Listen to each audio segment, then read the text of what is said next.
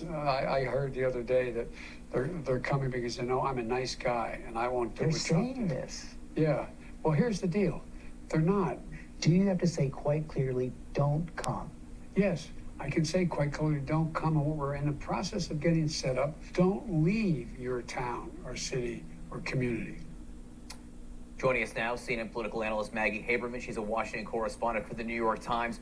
For everything he said there, the most telling words, Maggie, might be quite clearly. That might be what he was going for more than anything else there. Why do you think the president was sending that message?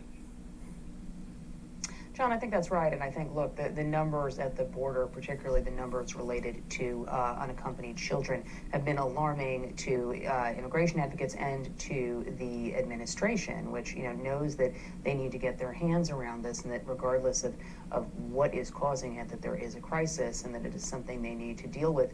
Biden sending the message because many people have made the point that, people have seen Biden as a welcoming presence. Biden definitely reversed a number of former President Trump's policies that were seen as regressive related to immigration and restrictionist in terms of immigration. And from that, people got the message of, we can come and it's safe to come up across the border.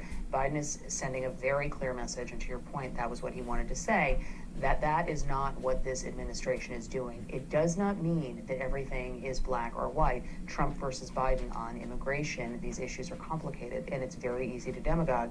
But Biden is saying, without saying it, he is saying we need to get our arms around this, and then there can be a discussion later. It's not black and white, but as we know, when it comes to politics, things can feel kind of black and white in the way that they are presented. And Republicans certainly taking this as a moment, Maggie.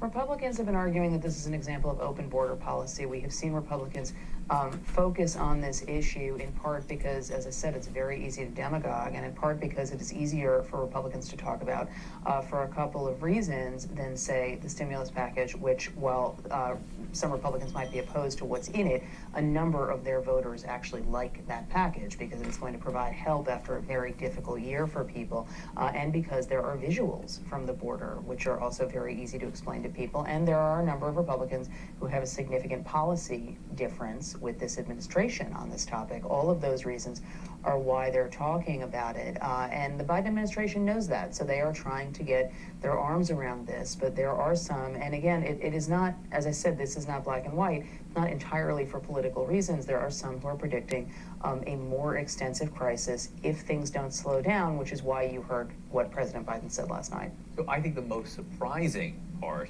of the president's interview with George Stephanopoulos was when they discussed New York Governor Andrew Cuomo. So let's listen to that.